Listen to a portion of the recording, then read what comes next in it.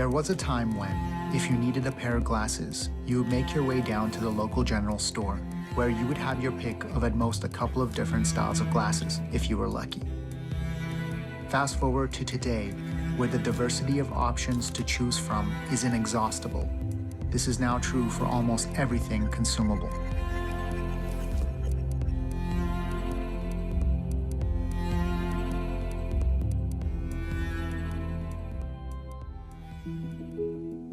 There's so much variety in basically every single thing that you could ever want or need to buy.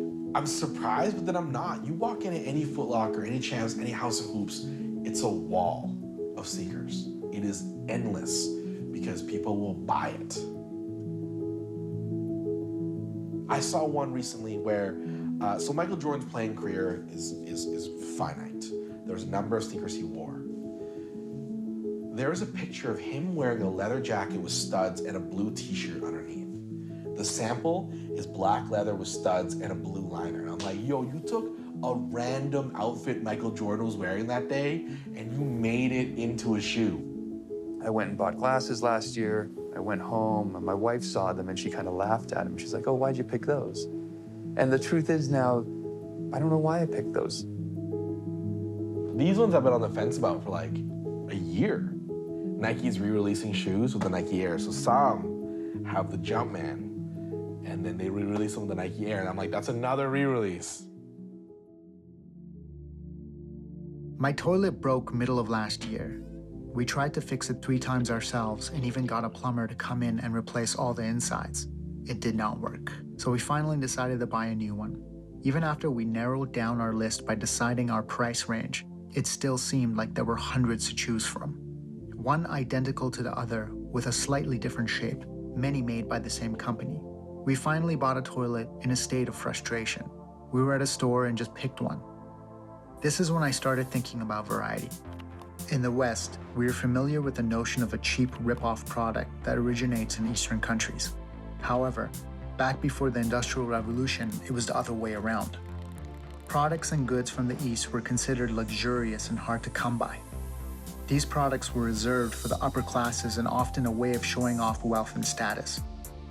It was European craftsmen who mimicked Asian goods in an attempt to create cheaper and more available luxury items that were offered at a discount to a wider set of the population. This became the vanguard of a changing age as the less wealthy classes began to demand goods that were based in the realm of want and not need, often in an attempt to mirror the opulence and taste of the higher classes. Europe eventually streamlined their manufacturing abilities, led by the textile industries in Great Britain that ushered in the first industrial revolution. More manufacturing fueled by an ever-expanding population, supported by an ever-swelling workforce, caused growth beyond compare. The variables of demand, technological advancements, and population growth raced to eventually meet the final catalyst, a beast born from capitalist fervor known as mass marketing. Modern advertisement, itself a child of the advancements of a shifting age, corroded all other ideologies and in the guise of individual taste and free choice, made the concept of new God amongst desires.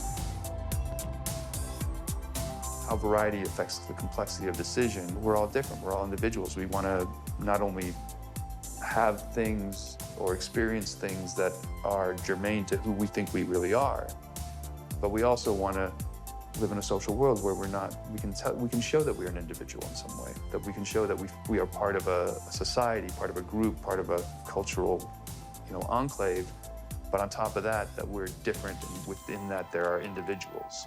Variety is a huge topic to think about, so first let's understand its appeal to an individual. My thoughts quickly turn to the idea of a collection. A collection is fundamentally dependent on the idea of variety, a similar item that appeals to a person in multiple forms, and most people collect something or another even if they don't think about it much. However, there are a few who are driven by a unique passion for a variety of something and are undeniably termed collectors. For me, I collect sneakers that have usually at the beginning had a story related to a city I went to. Right at that time, I was really into Steve Nash and the Phoenix Suns, his MVP seasons. In the magazine, they were highlighting a Steve Nash Air Max 90 orange, had his logo on it. It was beautiful. kind of all came together. I slowly started collecting sneakers. So that kind of became part of my identity. I'd get these dope shoes and I couldn't wait to wear them on stage to show them off. Like part of the allure in my mind was like, yo, there's Andrew Fung, he's hella funny. Yo, look at those kicks. I think right now there is very much a culture and a trend of like collecting and buying, selling, and swapping. There is like a larger market to it. I'm sure it exists, a secondary market to trade and sell hats. It's just nowhere on the level of sneakers. Sneakers is like its own thing. It's kind of wild that it's come to that. My only phone notification alert is from my wife and from a certain sneaker website. That's it. The chase of getting a sneaker is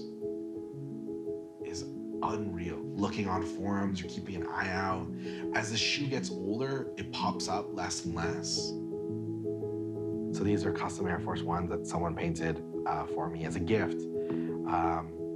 Unreal, and they're the kimchi Air Force Ones. She wrote kimchi in the front of the toe box, the Kim's Convenience colors of the store logo, and on the back, 7 days a week, okay, see you. Like, these are special. And I love that, like, the fans of the show recognize that sneakers are like part of who I am. Someone crocheted a kimchi doll and they put in the swoosh. This is another one. Someone made a kimchi action figure doll. Someone printed like Nike boxes for the kimchi action figure they made me. In the season 3 marketing, it's like I got these dope sneakers on the billboard, but people were just being like, yo, they're writing me at Andrew Fung, you rocking those Jordan 11s? And I was like, yes. It's something that so connects with so many people. Like I love when that marketing came out or that scene came out, people were tagging their friends. And then a meme came out where it was like sneakerheads be like, it's not just me. There are many people that feel this way. And it doesn't have to be this. It could be 4 sneakers and they consider themselves a sneakerhead. It could be 1 sneaker. It is this idea that you connect to something and you kind of love it in all the different colors it comes in, so. I'm not a big collector, but I thought of other collections I admire. My DJ friend's record collection, the collection of keyboard instruments at the National Music Center. This type of variety screamed of some of humanity's most interesting characteristics: passion, meaning, belonging, community, and identity. It was not so much what the item was, but the history and passion that followed it. This type of variety seemed a lot different to me than the variety I faced when looking for a toilet. If you walk into Safeway here in Calgary, there's an aisle that has breakfast cereals. You walk into the aisle that says cookies, there's a lot of cookies. In the States, you walk into some of those, those big stores, and there's multiple aisles of breakfast cereals. There are multiple aisles of cookies. There's so much choice out there, and those are innocuous things, right? Breakfast cereals and cookies aren't gonna make or break the world economy. If you work in a hospital and you try to buy, I think Birkenstocks, they come in like 3 colors, like black, brown, and like gross, because typically in a hospital, like there's a uniform. The sneakers, they are for everyday use. But then this idea that everyday use can have variety in the colorway. You see 2 branches of variety. One of them is coming into this planned obsolescence thing. I mean, one of my favorite ones is textbooks, because I work at a university. I mean, there's always a new edition of the previous textbook. And to be honest, if you look at them, I haven't been able to find too many of the differences, any differences that really make it, that matter. The negative side of it is it's trying to push the consumer to constantly be purchasing. The upside of it, though, is that, and sometimes those things are better, right, in a clear way, right, that, fuel economy or safety in an automobile, or some textbooks, they get revised because we find out that the stuff in them is just wrong. And eventually there are true design changes, right? I mean, the introduction of seat belts is mandatory. There, better engines, the introduction of the catalytic converter, fuel efficiency, concern for emissions and things like that. A portion of variety in new products is beneficial. Advancements in technology that make things more efficient, cleaner, more cost-effective, and accessible are important and make the world better. But it only takes a simple look around to realize that the majority of variety is not that. Things that don't necessarily improve the world or speak to identity or better living. things the world would not miss if they did not exist in more than one form. In fact, it may be the case that in our everyday needs, we may benefit from less variety. The other side of variety, which is kind of the more nefarious side, I think, it introduces this thing that you can always second guess yourself. With only 12, the differences between those 12 have to be pretty noticeable. When there are 60, the differences get more and more minor. Do you want to buy Fruit Loops? Do you want to buy sugar-free Fruit Loops? Do you want to buy sugar-free Fruit Loops, but they have marshmallows? Do you want to buy the ones that are in circles or the ones that are in shapes? Or do you want to buy the bootleg ones? When you leave that market, it's always kind of hard to say, well, did I make the right choice? Feeling that you made the right choice is an important part of feeling good about participating in the marketplace. My parents' time, there wasn't so much variety, and so they didn't know what they were missing. And so they weren't constantly wanting the next thing because they didn't know it existed. And I think that variety, even though it is in our human nature to, want to mix it up, for lack of a better expression, it creates a lot of stress and anxiety in people. Making choices, unless you're really certain on what you want, consume a certain amount of cognitive bandwidth, right? A certain amount of stuff in your head in a given moment. And so, there's some evidence that's come out recently that if you give people a lot of variety, people are much less sensitive to the risks or the intertemporal choice problems that come up later on. So in some sense, you've crowded out a lot of cognitive bandwidth, and then people are less sensitive to small gambles and risks that we implement in the lab. What it suggests is that the spillover effect from having excess variety can affect subsequent choices. There are some interesting studies that have been done, not so much with variety, but even if you get people to think about a difficult situation. So I get you to think about a $300 car repair versus a $3,000 car repair.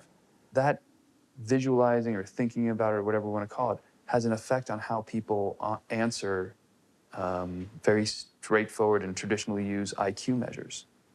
That study is work by Eldar Shafir, and he argues that you have a certain amount of cognitive bandwidth, and being poor or being stuck in a frame of scarcity affects your ability to access your cognitive bandwidth. Because if you're thinking about $3,000 car repair, you're a little bit more stressed out. You're a little bit, there's more going on. You think about it for a while. You write down how you would deal with it. Maybe you ask somebody for money. Maybe you tap out your savings. And then they hit you with this subsequent task that's supposed to measure your IQ, and you do worse on that IQ test. I think that same thing can happen with variety. But you could imagine a supermarket, or just to use that as the metaphor for all variety. You exert a lot of cognitive bandwidth in the cereal aisle when you're choosing your Fruit Loops. When you get to that checkout counter, you're kind of cognitive, for lack of a better term, your cognitive bandwidth has pretty much been used up. You're a little cognitive depleted. I can't tell you the number of times I've grabbed a candy bar at the very end of the thing. I don't even want the candy bar. It just seems like, hey, a candy bar would be nice to eat on the ride home. Something crazy like that. And then I'll do it, and then I'll get in the car and I'll be eating the candy bar. I'm like, what happened to me? I didn't even want this. I see it just when my partner and I go out for dinner. He gets serious decision anxiety on a menu. He always wishes he'd gotten something else, whereas if you go to a restaurant, there are only 3 choices, chances are, you have a 1 in 3 chance of making the best one. There's this famous study that was done in California where they had a supermarket. They set up, I think, 5 different types of jams. And then they asked people, well, which one did you like? And they watched what people bought. And then they repeated the experiment with, I think, 12 and 20 jams. If you like strawberry, you got the strawberry one. If you like peach, you got the peach one. But now you had all these little machinations between those two that you had to kind of think about and try. And what I always found interesting about that study is that as you increase the variety, people's subjective experience of what they bought was lowered. When there's jams that are peach and strawberry, you could buy the peach one and you'd be like, oh yeah, this is very good. You go home, they'd ask you if you like it, how would you rate it? They'd give it a rating. That same peach, when it's surrounded by not just strawberry, but peach mint, peach blackcurrant, peach, all these other things, the subjective experience, the subjective happiness that people got out of it was lower. So it's like buyer's remorse, but it's a little bit more insidious in some sense. It's that it's affecting kind of your affective experience of the good. Buyer's remorse is, oh, maybe I should have gotten the other one. This kind of experience is that, oh, I'm not getting the joy I would get out of it had it been sold to me in isolation. So variety can deplete cognitive bandwidth, leading to a less critical frame of mind that results in poorer decisions by the consumer. And it can leave us less happy with the decision we finally make. But based on models of our current market system, if demand was not there, then those products would not exist, right? If too much variety is bad for us, what then feeds the demand for variety? We're never sort of satisfied because we've been told through marketing that we shouldn't be satisfied, that we should want more and better and fancier. Companies are always trying to one-up the next company, trying to market themselves through packaging. They are trying to come out with the next best thing before their competitor when there wasn't anything wrong with their previous thing that they had on offer. We've been told a story that we need all of this.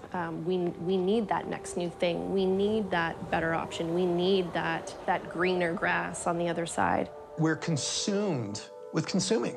We're consumed with, I've got to buy this or look at this or do that or do this. And it's promoted and pushed on us in every way. In 2008, I was in California.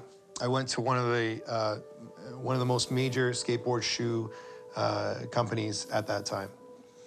And what was interesting to me was my friend's designing the catalog that was 1.5 years in advance. I said, how are you gonna get people to purchase that? He goes, easy, tell them. Tell them. Tell them what? You're gonna buy that color. I don't want that color right now. You will in 1.5 years. Why? Because we'll tell them. How you tell them? Inundate them over and over and over again with marketing.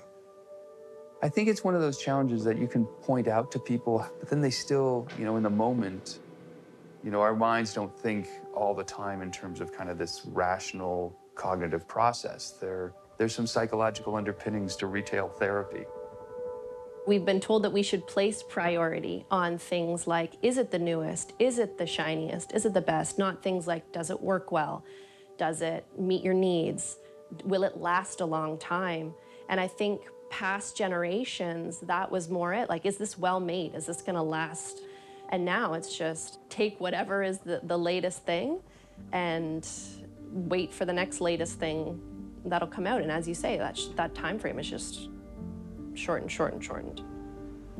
If the demand for variety is driven by marketing and advertising focused towards shifting social behavior and creating desire for the next new thing, then who is it harming? What is the big deal?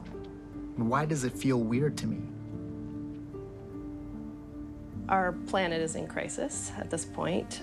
We're in a climate crisis. We're in a species diversity crisis. We are facing overfishing of our oceans, destruction of habitat, increased natural disasters around the world as a result of climate change. We're seeing people suffering from droughts, food insecurity. Basically anything that could be going wrong is going wrong right now on our planet. And climate change is exacerbating all of the existing problems. I've been thinking a lot about that. How did we get here? I mean, I think the short answer is capitalism. The longer answer is companies have been able to exploit our natural resources and not be held accountable for this place that we've gotten to. Our governments don't have proper laws in place that prevent that. There are some glimmers of hope in that regard, but across the board, our whole way of life, our whole economy is based on consumption and consuming resources, and there's not enough value that's put on ecosystems, their services, on wildlife, their intrinsic value, and on what nature can give us other than just a product. When we have more options, and because of the way the system works, those options are cheaper, we can keep consuming until we find the thing that we like the best. And with every product that we buy, it's drawing from resources in general, it's producing waste probably in the production through to the consumption and then the ultimate disposal. And so it just creates this constant pattern of around and around we go. I was at a large grocery store. I went to the cereal aisle, and there were thousands of cereals there. And I just kind of looked at some of them, and I decided to pick one from the very back and see what the date on it was. The expiry date, it hadn't passed the expiry date, but it was the next day. And nobody's bought them. There's a point where we're producing so much to try to provide so many choices to people. And a lot of those things aren't gonna sell. I mean, I think if there were two options and there was, red Fruit Loops and blue Fruit Loops, and there was 500 of each, that's 1,000 units, no problem. I think the thing is, if there's red, blue, yellow, green, and the green ones don't sell, then those green ones eventually have to be thrown away. But they've still been made. You still have 1,000 units, but there's 100 of them of the green ones that you gotta chuck out every 3 months or whatever. I don't know if you've ever seen the Time magazine cover from the 50s where it's a family and they're throwing plastic plates and disposable items up in the air and they're like, now we never have to do dishes again. And I think we've sort of never really come back from that. Again, it's a story that we're told. Convenience means disposal. We have to have the thing right in that moment and then it needs to go away. We have a massive waste problem in Canada.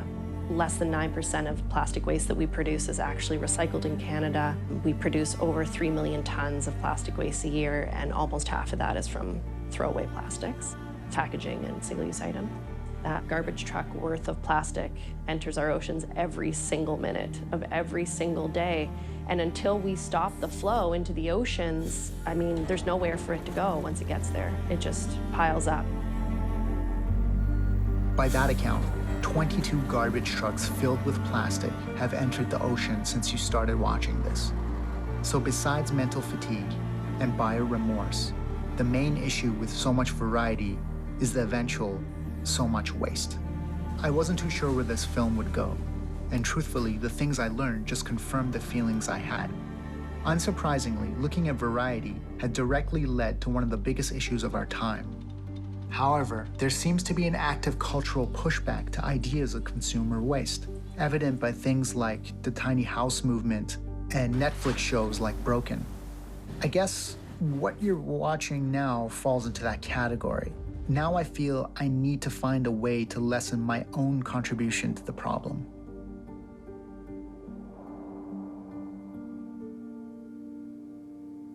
But first, I need some inspiration. A few years back, I heard about a project that an artist had taken on called the More or Less Project. His statement made an impression on me then and came to mind now. I needed a bit of inspiration and wanted to hear how someone else tackled this issue. Simply and most easily said, I had been working in retail my whole life. I've worked for big companies, skateboard companies. What I found was a collection of shoes that was overwhelming, a collection of denim that was overwhelming, and a never-ending need to purchase. I decided to do this project called the More or Less Project, and it was 1 full year or 365 days of wearing the same outfit. It's a uniform. And I did that to reduce consumerism, but I did it to see what would happen to me as a person between April of 2012 and April of 2013. 6 years later now, since the project ended, it's just been like, still, I just go, like I wear black denim mostly. And we live in a society right now where abundance is killing us. Whether it's through relationship and having 1,000 people on your Instagram feed and keeping 5 people on the side while you date someone, that kind of bullshit that goes on, or having so many shoes that you don't know what to wear and you've got to clean every pair before you go out. And what I realized is 9 months into the project, people were looking at me being like, have you been wearing a black shirt this whole time? They didn't care. No one cared. No one cared. I can't stress that enough. No one cared. Okay, now it's my turn. I went to the big box grocery store to stare at the aisle of products and think about how I shop. I went into the washing machine soap aisle and confronted the beast of choice. And even under the guise of research and with some insight into the problems, I was still overwhelmed with the variety, and I realized I spend a lot of time looking at the back of packaging to determine not necessarily what is the best product, but what is the product that will cause the least amount of harm to both me and the world. It made me feel helpless. Even if I was thinking about these things, how could I act on them? It's impossible for the average consumer. Everything is either wrapped in plastic, has plastic in it, has been shipped in plastic. If you really are striving for a zero waste life, it's very, very challenging. As variety increases, people's attention starts shifting to price was a big one, attention to the environment, both in terms of, packaging use and things like that, also in terms of sustainable development, sustainable agriculture, non-GMO foods, or the whole organic revolution. I think those become the dimensions that people start looking at. And so then they kind of start differentiating themselves on those things. So if someone doesn't have a lot of money to purchase a good, or they only can afford to purchase small quantities, you could either give them their product in a tiny little sachet that can't be recycled and is going to end up in landfill or being burned or in the environment, or you can offer a refill station where someone brings their own jar or container and they get to just squirt how much they need and pay for that quantity. Those are two examples on the opposite end of a spectrum that meet the same needs, but corporations always go to the throwaway packaging, the most, cheap, destructive alternative, unfortunately. I always felt wasteful buying products I needed to buy, knowing I was going to be throwing away one more container, just adding to the problem. But I have no choice. I need to clean my clothes. In the big grocery store, I had no option that would solve the first problem of waste, unneeded packaging. But when I stepped out of the grocery store, I saw the problem not between cleaning detergents, but between buildings. I felt some relief. Instead of individual products, I needed only to choose the building those products are stored in. This building did not offer me what I was starting to value, so I looked for a building that could. That type of variety has opened up is now people also start looking more for not only the quality of the good, but the quality of the shop. So much focus now on, I would say, the zero waste movement, where people are trying to live plastic-free or waste-free, and we're starting to see more and more stores open up with that model. You would think the prices would be more expensive. Turns out they're more expensive by 50 cents or something like that on some goods and cheaper on other goods. Anybody that can achieve even a massive reduction in waste, then, obviously consuming less is a huge part of this puzzle, and everybody doing their part is essential. There's always this kind of, this move for curating things through a store, through somebody who does your shopping for you. Things like that help mitigate that variety problem. I am lucky because the neighborhood I spend a lot of time in has a lot of buildings to choose from. So as an experiment, I walked into one that offered soap and cleaning products in refillable bottles. We want to provide better types of products in the residential and commercial, because we found that there was like a lack in good quality products. So we decided we wanted to manufacture cleaning products, but more than that, we wanted to take care of that plastic problem that we have. We wanted to provide a solution in order to use the plastic bottle at least 10, 15 times before it gets thrown out into the landfill. So taking that into account and using their bottles at least 10 times, then how much plastic am I saving? I walked into Samson wanting to solve my first issue of plastic waste. I realized something. This store can potentially solve more of the issues with variety than I expected. I don't want any sketchy ingredients in any of our cosmetic lines at all. I don't want any products that will cause any harm to anybody or anything that is sketchy. So we offer a natural, eco-friendly, biodegradable product. We have to find a balance between that good quality ingredients and, products that actually do a good job. I began to realize that the problem was a lot simpler than I had imagined. I didn't have to look at it one product at a time. A slight shift in my consuming behavior could potentially help ease a bunch of concerns all at once. With art, there are people whose taste I trust. People whose recommendation on a film or an exhibit encourages me to see it for myself. They remove one level of scrutiny and make my life simpler. Why can't this be any different? The choice became a lot easier. Determine what was important to me and find a curator who used the same criteria. But I think that people also have issue fatigue. I mean, there's so many, unfortunately, issues right now, environmental issues, social justice issues, human rights issues. It becomes the lesser of two evils when they go to the grocery store. What am I doing here? Am I avoiding palm oil or am I avoiding plastic today? On the topic of choice, people have too many environmental and human rights issues to choose from in their daily lives to try to, tackle.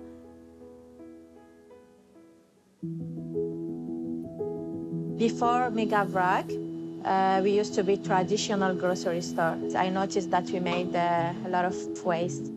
I decided to change the concept. So I changed the traditional grocery store to the zero waste grocery store. If you think about what supermarkets, what they were, I mean, it's the one-stop shop for things. There's more and more variety out there, and there is an attention to kind of the experience of the shopping, right? So going there and having people who you talk to and get advice from and things like that. When a client comes and asks us, hey, how would you cook this chicken? We'll sit down, I have like 50 ways. Like, let's make a coffee and let's talk, you know what I mean? Like, most of the times, no disrespect to anybody, but at a supermarket, it's just a part-time job, you know what I mean? Over here, this is our career, and they have 40 types of olive oils. What do? You know what I mean? I can't taste any of these. I can't buy them all. I don't have the budget for that. And then you talk to them, and then they tell you they're all good. So it's, it's hard to get on a personal level, you know what I mean? But like, I use these olive oils every single day. I can tell you exactly what they taste like. I can tell you what you can do with them, what you can't do with them. The people came with their containers, any containers, jars, Ziploc bags, tissue bags. They scale it when they arrive.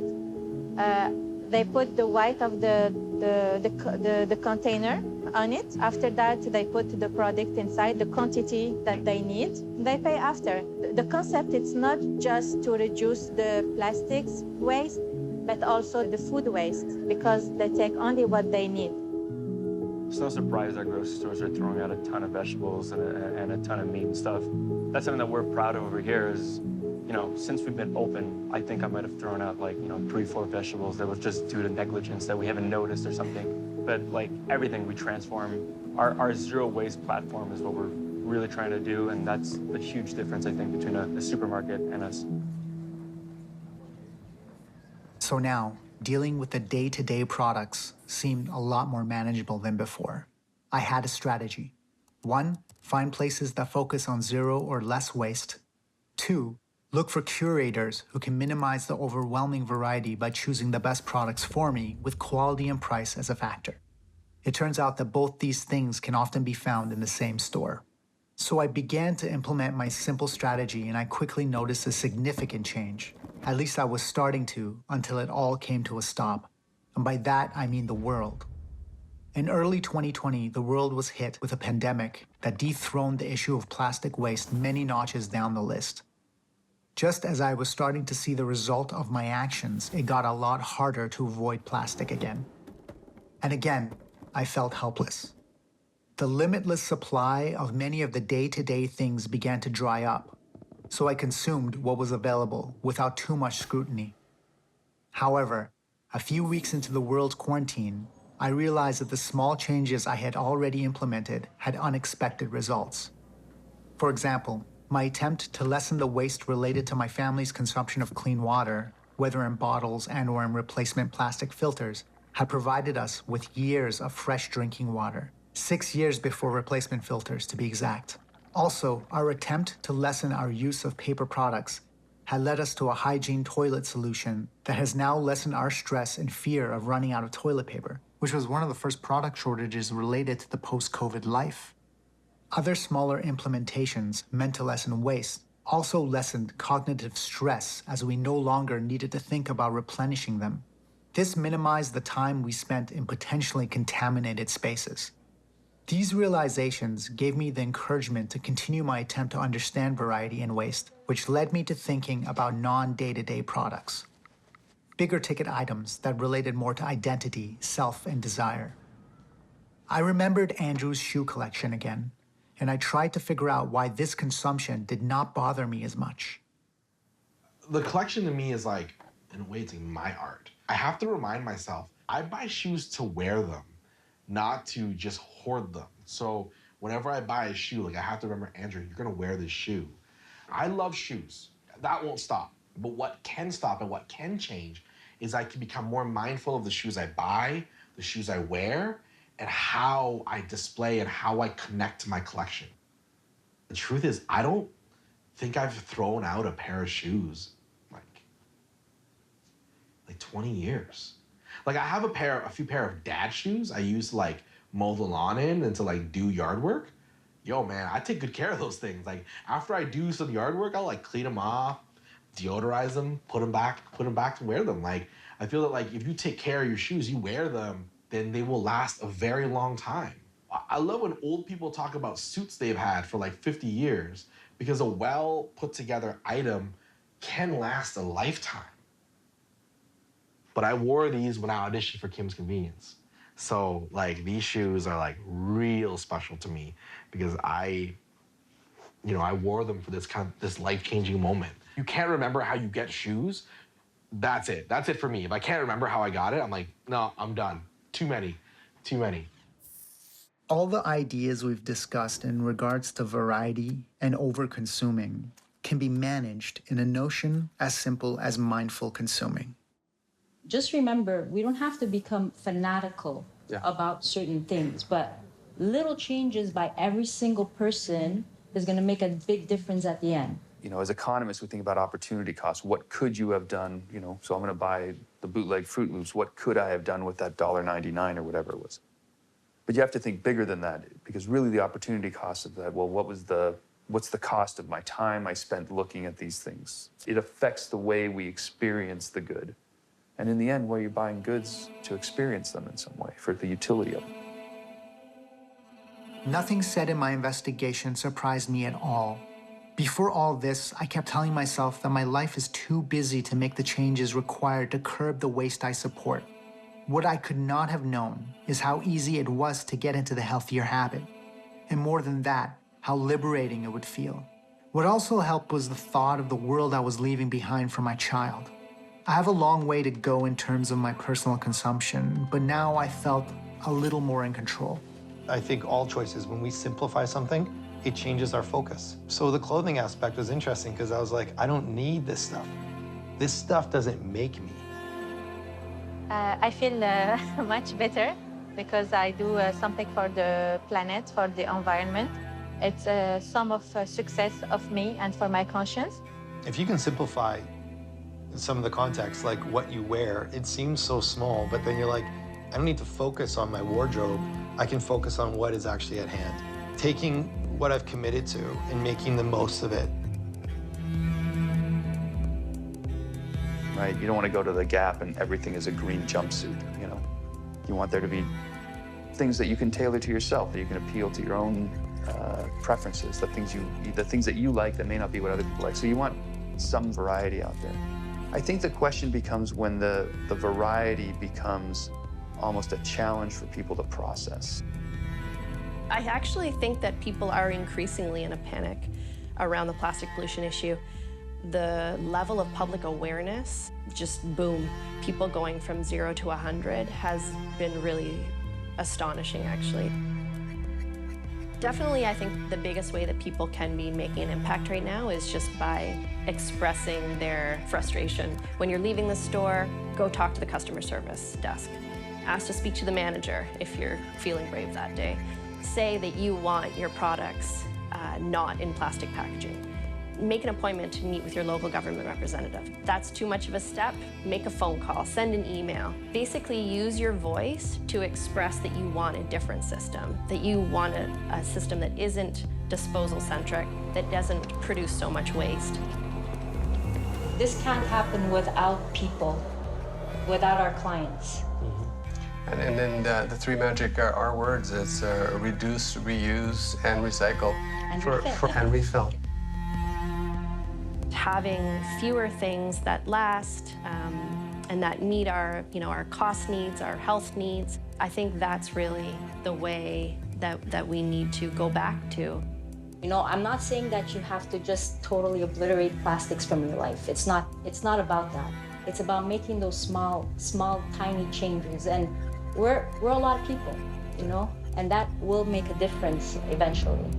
The insidiousness of variety in some sense is that you'll always be looking for the differences between things. It's just a question of then of how many items do you want to put it there? How much decision calculus do you got to make to identify all the differences? Because our system is so disposal-centric and is so plastic-heavy, the only real way to create a new system is to no longer allow the production of these toxic and disposable plastics and to force corporations to start to create a new model that's focused on reuse, refurbishment, redesign, basically rethinking the way that we consume as a society into a more circular economy.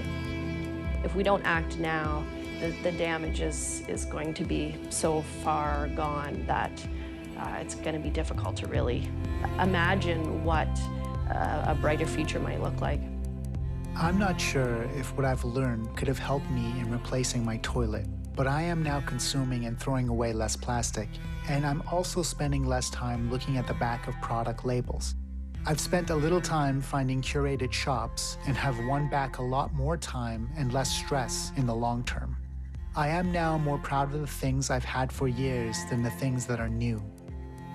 I have a long way to go in terms of my personal consumption, but I feel a little more in control. A month or so into the world's lockdown, a couple of remarkable things became clear. I realized that the impossible had happened.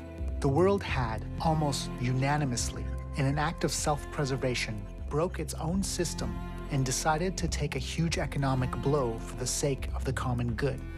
The world had changed its habits almost overnight. This was unimaginable prior. This, more than anything else, stood as an unquestionable truth that as long as there is a will, we can implement any change. Not to diminish any of the hardships that may have been brought on by COVID-19, but if you look at plastic waste as an equal threat to the world and subsequently to humanity's health, then what's stopping us from implementing the changes that are needed? Having now seen the response to the pandemic, it's hard to argue that changing our behavior for the good is impossible. Difficult, most certainly, but not impossible. This whole film has focused on the individual, and the truth is that for most, we only have the power to implement change on a personal level.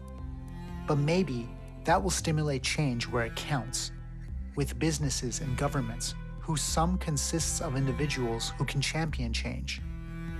Already, advancements in technology have produced alternatives to wasteful corporate practices like these natural packing materials that dissolve in water and/or are embedded with flower seeds and can be planted.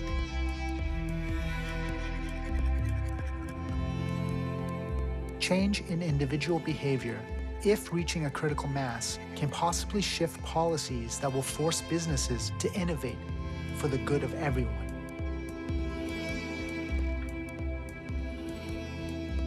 This is already happening, with more zero-waste shopping options popping up everywhere.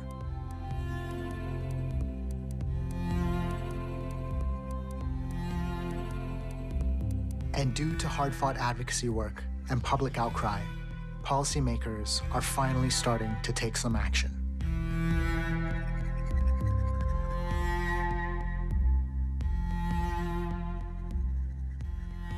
I am aware that not everyone has the option or resources to consume differently, but if you can, you should. Whether individual or industry, if healthy options are not available to you, then demand them. And when they become available, support them. This film is not meant to make anyone feel guilty about anything. People have to live and support themselves and their families, but mindfulness is free and powerful. If you have to buy something and real choices are limited, no one is judging, but make sure you've thought it through. There might be another option or a better and less wasteful approach. And if there is, why not take it?